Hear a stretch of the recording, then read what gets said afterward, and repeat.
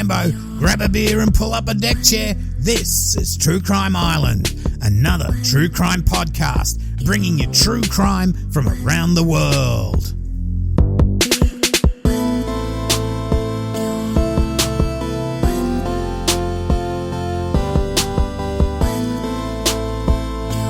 Hi Islanders, I hope you're all well.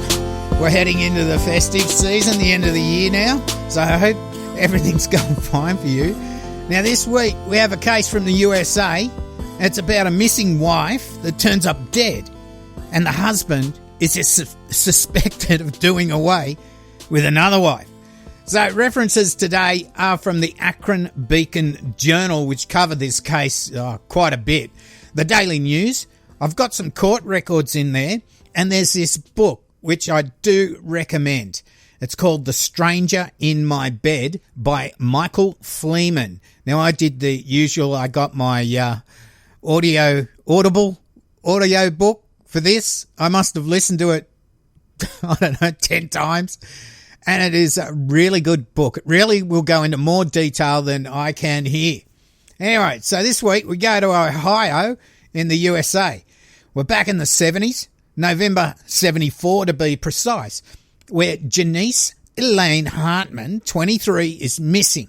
Now, it's just days after filing for divorce from her abusive husband, or not so much filing for divorce, her divorce has just come through from her husband, 23-year-old John David Smith III. Okay, so in 1969, Smith and Jan met at a high school party in Seville. Now, Jan was described by her brother as a bit of a tomboy and a free spirit. So when she met John Smith with his leather jacket and motorbike, she was attracted to him. Now, he was a bit of a bad boy, but by the photos of him, he looked a bit nerdy. Now, school friends of Smith described him as intelligent but introverted. Now, this also attracted Jan to him. After Janice and Smith graduated, they eloped to Detroit. Now, this was totally against Janice's parents' wishes, and they were married in 1970. Following their marriage, they moved to Columbus and were estranged from their relatives for a few years. Now, Jan was a store manager at a gas station, and John studied engineering at Ohio State University. But things weren't good in their marriage. By 1974, the couple separated, with John going to live at a trailer park in Worcester, and Janice moved in with her father at Doylestown. Now, that's about 20 miles or 32 k's apart, or about a half-hour drive. Now, Janice worked as a coyote dancer at a bar, which, again, went against what her family liked. But she invited them to come and see what she was doing. You see, a coyote dancer doesn't strip like a go-go dancer does. They did go and see her, and this made her Rellos feel a lot more comfortable about what she was doing. And it looks like Janice also served as a police informant on drug-related matters. On the 14th of November, Janice was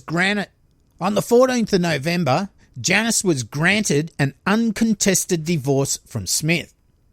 But a few days before that, on November the 10th, 1974, Janice was physically attacked, sexually assaulted and threatened. In a police report filed shortly after the incident, Janice described what had occurred. Now, she states that while at Portage Pub in Doylestown, she and her date, Leonard Bennett, were invited by a blonde-haired man to a party at Larry Swain's house. Now, while at Larry Swain's residence, a man threw her to the floor, removed her clothing, dragged her into the bedroom, and attempted to have sexual intercourse with her. According to Janice, the man told her that bitches like you don't deserve to live. At that point, several other men entered the bedroom and held Janice down. She stated that she struggled and was struck in the face. Others attempted to engage in sexual relations with her, and at some point, the blonde-haired man came into the room with a loaded shotgun, pointed it at her, and said, "Narcs always have an easy way out." Another man shouted not to kill her, and Leonard Bennett and Janice were eventually released. So that's pretty shocking. Now, this looks like it's got to do with what her drug informant duties were with the police. Who knows?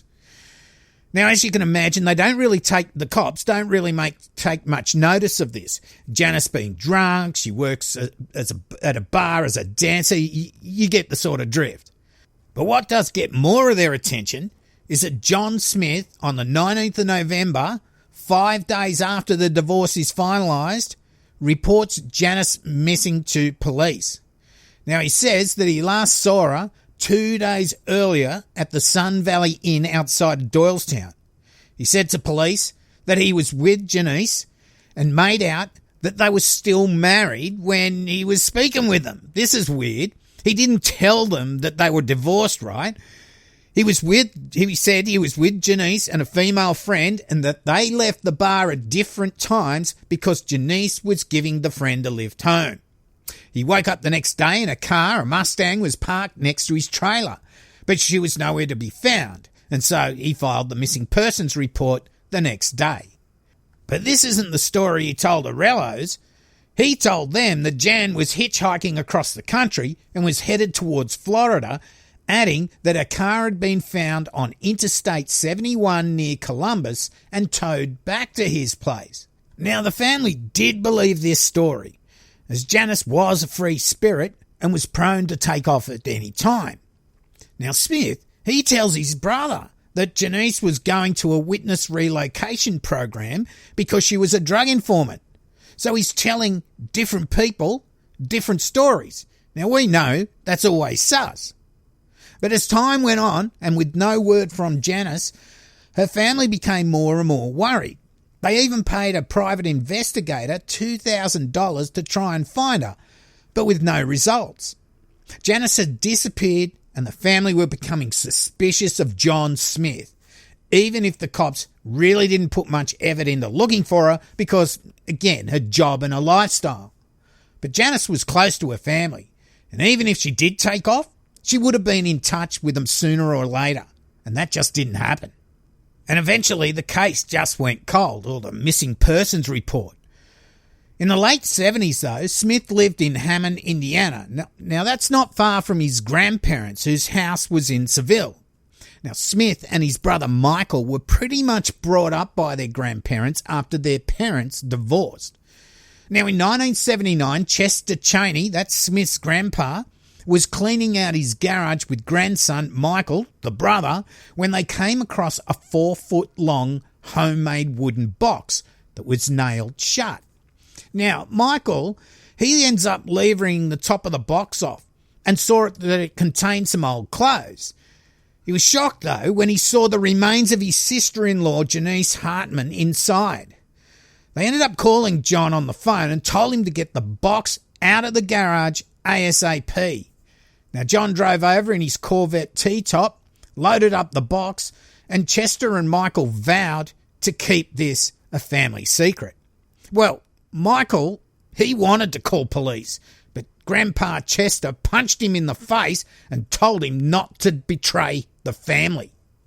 So John Smith is driving around town with his 4-foot-long wooden box poking out one of the T-tops in his Corvette because it's not going to fit properly in that car. Now, something you just want the cops to pull you over for, isn't it? Especially when your ex-wife's body's in it. But by some sort of foul luck, he's able to get rid of it.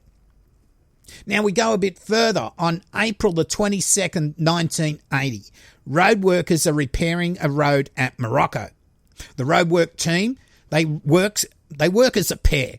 The first team go ahead. They fill up the cracks in the road with an oily tar, while the second team come along and they fill up that oily crack with the rocky type road material. Now, the first team was getting a bit too far in front, and this oily stuff will dry out. It's no good. So they stop for a break while the second team catches up. Now, while stretching his legs, he might have had one leg, I don't know.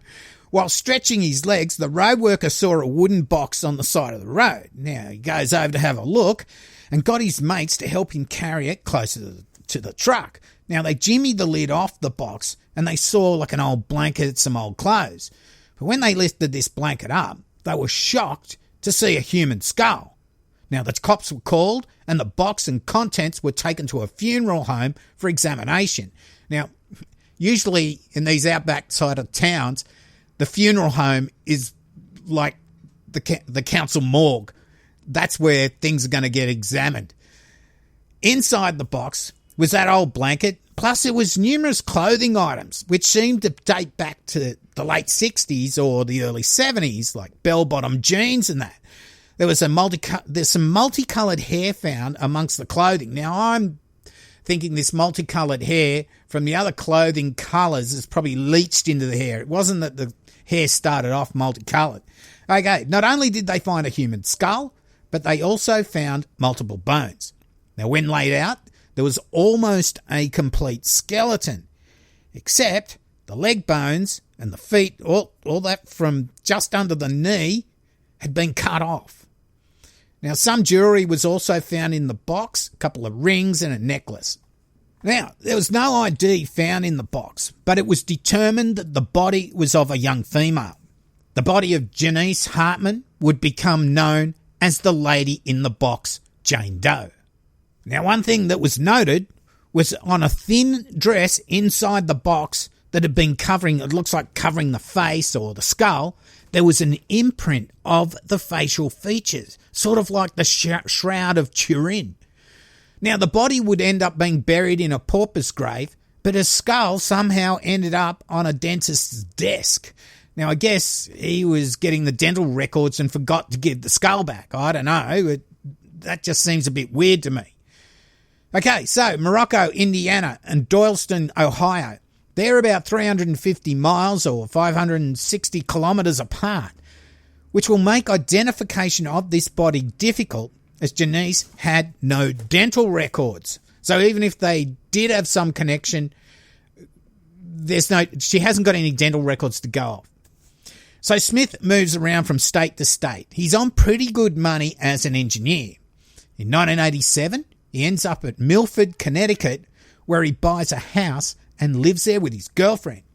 He then moves to Florida for a better paying job in 1990. Here he meets 48-year-old Betty Fran Gladden, an executive secretary 10 years older than him. Now, Fran was pretty fit for her age. She was petite at 5'2" and had always been a good looker with great taste in fashion. In her younger days, she'd even done a bit of modelling. Now, they were a bit of an oddball match, Fran being fashionable and a bit glamorous, and Smith, he was totally geeky. Even since he was the kid where I said he looked a bit dorky, he had this orange hair, bowl cut and freckles, but Fran seemed to be attracted to that. It was pretty much a whirlwind romance, as after just a couple of months dating, Fran and Smith were married in May of 1990. They then built a house in Florida next to Fran's ageing mum. So I guess Fran could take care of her. But things didn't go so well. On February the 5th, 1991, Fran was home, answered a knock at the door and was served with divorce papers. Now, Fran was pretty shocked, as they hadn't fought and thought things were pretty okay between the couple. Now, when she called Smith about the divorce papers, he's at work, you see, they eventually reconciled and ended up moving to West Windsor Township, New Jersey, because Smith had some work at a company called Carborundum. Now, it was at Unit 9, 104 Heritage Boulevard, Princeton. That's a 3-story condo of just 13 units. Now, Fran didn't really want to relocate there because she had her family ties in Florida, but she relented and she did move.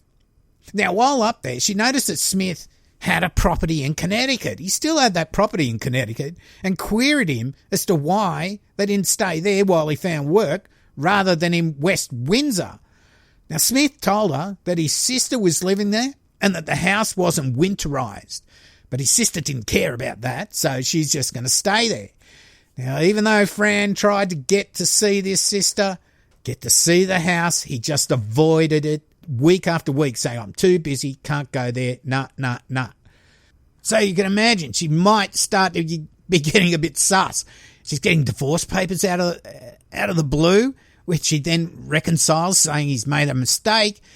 He's got this secret house she's not allowed to look at. Anyway, in the August of 1991, Smith again took off, but this time he took all his stuff. No message, or anything. Now, at this stage, Fran realised how vulnerable she was financially. All the stuff they'd brought for the Florida house, which they weren't living in now, was supposed to be in storage. But she had no idea where this storage unit was.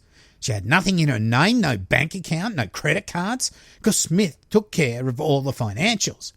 So he'd left on a Friday, and Fran called his work to find him there on the following Monday.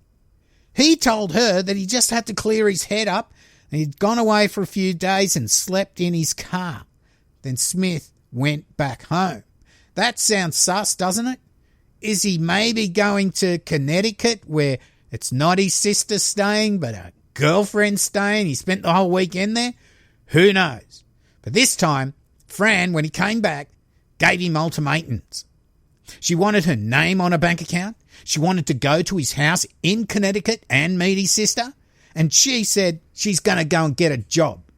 Well, at least she got the job. Smith stalled in doing any of the other things on Fran's ultimatum list. Now, things weren't great between the couple still, and they ended up going on a bit of a retreat to help their relationship. Now, this was on I'm sure it's the Labor Day weekend in September of 1991. It's not the Memorial Day weekend, which, when I was doing the research, they were getting them mixed up. I'm sure it's the Labor Day weekend in September of 91. Those in the US will know what I'm talking about. Anyway, they went to this place called Strickland's Mountain Inn at 312 Woodland Road, Mount Pocono. Now this, and in the Pocono area at the time, is what they called a honeymoon hotel. It was big business in Pocono during the 70s, the 80s, the 90s, not so much now. Now, the rooms, they had heart-shaped spa bars right in the middle of the room. They had mirrors on the ceilings, on the walls, all this sort of stuff to get you horny, I suppose, and get it on. The room they booked, like I said, they had a spa bath in the middle. So Fran got in and she's relaxing. But the TV for the room was broken, so the maintenance guy was called. Now, when he knocked, Fran made her way out towards the bathroom, where she slipped and broke her hip and ended up in Pocono Medical Center in East Stroudsburg, Pennsylvania. Now, Fran's stuck in hospital for weeks until she's able to go home. Now, this condo she's been living in is 3 floors up, and it hasn't got any lifts. As you can imagine, this restricts her movements and it starts to piss her off. She can't leave the house. On Saturday, September the 28th, Fran spoke to her daughter Deanna on the phone, and she told her that she's going out shopping later to get a gift for her grandson. Now, this would be the first time she'd attempted to leave the house after breaking her hip. She would be going out shopping with John to assist her, as she was still on crutches, you see. Now, Deanna heard Smith in the background when she's on this call. Now, he says in the background that, "I already bought a gift," and Fran was pretty pissed off. And Smith could be heard telling Fran he was too busy to take her out shopping anyway. Now, Fran was pretty upset not being able to go out after being stuck inside for so long, and she told Deanna she's going to call her on Monday. Now, Monday came and Deanna called Fran, but she didn't pick up. She tried calling on Tuesday, but again there was no answer. She tried again that night, but still no answer. She starts to get worried. With no answer on Wednesday, she called Smith at his work, asking where her mother was. Now, Smith replied that he thought she was with her.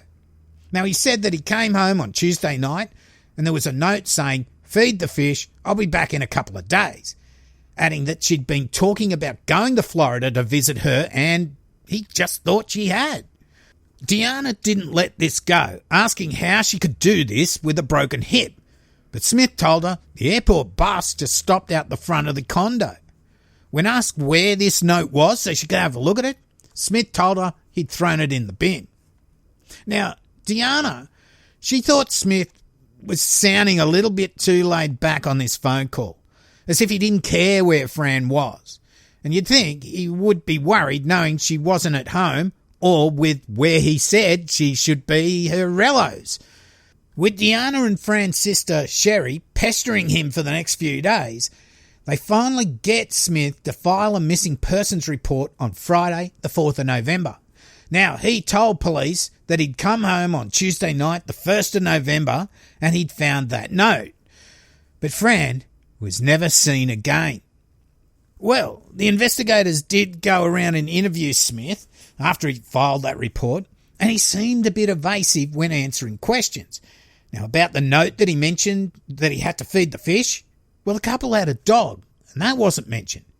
Asked what he did to look for Fran, and Smith told the cops that he'd put flyers up around town.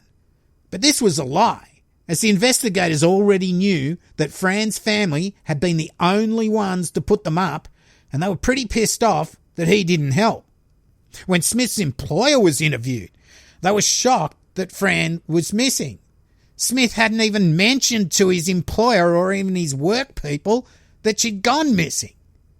Now, Fran's daughter, she ended up having a key to Smith's house, and when he left one day, she went in with the rellos and found that basically all of Fran's clothes and stuff was still in the house, and a suitcase that Smith said Fran had packed the things in when she left, well, that was still there. Investigators did the usual of asking around the bus companies, rental car agencies and airlines, but nothing was booked in Fran's name, nor was any one of Fran's description cited around the time that she was supposed to have left. And you can imagine this frail, petite woman on crutches trying to get around with a broken hip that's just getting better. Someone would have seen her. Smith was now a prime suspect, but they just didn't have enough evidence that he was involved in her disappearance. They had no body, they had no sighting of Fran. Well, Deanna and Sherry, they started to do a little bit of investigating themselves, and they found that John Smith had been married before and that his first wife, Janice, had gone missing also. Sherry tried to find relatives of Janice, and after many phone calls, she hit the jackpot and got in contact with her brother. Now, he tells her how Janice had gone missing just days after her divorce to Smith and that the investigation had gone cold. They hadn't seen or heard of Janice since November of 1974. It was now 1991, and that's 17 years. Armed with this information, Sherry contacted the investigators on Fran's case. Now, the investigators got in contact with their colleagues that handled the Janice disappearance, and by luck, the original officer involved was still working. Going over the Janice Hartman files, investigators noticed a lot of inconsistencies in the missing persons report. Now, two biggies were that Smith told police that he was Janice's husband, even though they had been divorced, and also that she was living with him in that trailer home at Worcester, which also wasn't correct, as she didn't live with him. She was living with her father in Doyleston. Eventually, both cases go cold. But law enforcement and Fran's family, they just don't give up. When the FBI became involved, they did a profile on Smith. They went over all the interviews with Smith and also all the witness statements. In May of 1999, so this is another 8 years, they set up a huge and very costly operation to not only interview Smith, but to interview as many of the witnesses to both cases as they could find, including his brother Michael. Now, they knew Smith would be eager to find out what the FBI had on him, as he'd been always willing to have past interviews with police, forgoing his right to silence or having a lawyer present. You see, not only is Smith a bit of a dickhead, but he also thinks he's the smartest person in the room. He could deal with more questioning, and he would try to get more information out of the investigators, especially FBI, than he would give back. Now, Smith, when approached at his workplace, he was now living in California, he was quite happy to be interviewed. Now, this interview went as before. He would be asked questions, and if what he said was able to be proven to be a lie, he would just change the story to fit with the facts. Eventually, he's caught out in one of these lies, and the investigators, they actually had a phone tap recording of him, and that was proving he was lying. In his own words. Now, Smith, he's all calm and collected, but he starts to lose his composure. He ends up screeching out this unholy sound, and he told the investigators that he needed to lie down as he basically felt he was having a heart attack. Well, you can't just let him die even if he's bullshitting. And the interview was over. The FBI really had nothing new, and this whole operation had cost a lot of money to set up. And as you know, when you get budgeted a certain amount of money to get someone, if you just fail, it's not going to look good with your bosses, and probably it's just going to be all over. Now, his brother Michael Smith, he'd been interviewed as well. He wasn't happy at all about being approached at his workplace, and he didn't give up much either. But then he ends up having this change of heart, and he later contacts the interviewers, the FBI, asking for another meeting, and he would go there with a lawyer. Well, Michael, he ends up giving investigators the breakthrough they needed. He ends up telling them about this box and how he'd seen his brother actually build it, fill it with clothes, and it ended up being stored in the grandpa's garage. Now, years later, when he was cleaning up and the box was open, he saw that what he was pretty sure was Janice's decomposed body. The only bit he didn't see was the legs, and they'd seemed to be cut off below the knees. He went on to say that a pact was made with his grandfather not to tell a soul, and then John was called to come get the box and get it the fuck out of here. Michael continued, saying that John just casually turned up, put the box in the back of his Corvette, and drove off. Well, the FBI, after being downhearted after that John Smith interview, which just going nowhere, all of a sudden they had reason to believe they could catch this son of a bitch. They ended up tracking down that Corvette that John had on-sold, and by putting the word around, they found out that her body had been found in a box in Morocco, Indiana in 1980, and it was a Jane Doe case. Well, exhumation and DNA testing showed that the body in the box, the Jane Doe, was Janice Hartman. The Corvette had scuff marks inside the interior, which looked like would have been made by a box the size that Janice had been found in. Now, further searches of John Smith's properties did uncover fragments of a skull and teeth. DNA testing would prove that it wasn't Fran's. And of course, Janice's skull was intact. That was the skull that had been on that dentist's desk. So, the investigators have the theory that Smith had not only killed Janice, but may have also killed the missing Fran, and there could be a third victim that no one knows about. Of course, Smith denies everything, but the testimony of his brother would be his downfall. Now, there's a race for time to get Smith arrested, right, charged, indicted, and off to trial. Now, I'm not going to go into the complexities of the law, but they had to keep this very secret so Smith couldn't slip out of their grasp. So maybe please read or listen to A Stranger in My Bed by Michael Fleeman. Like I said, it's a really well-written book. It covers a lot more of the detail that I can't really go here. So, he goes to trial for the murder of Janice Hartman. His brother Michael is the main witness. They have his testimony about seeing John make the box, put Janice's clothes in it, then later Michael sees her body in it, and then John takes it away. Witnesses say they saw Smith at the club where Janice worked and that they actually left together, and she was never seen again. Her car was at his trailer the day after she went missing and was still there when police came to interview him.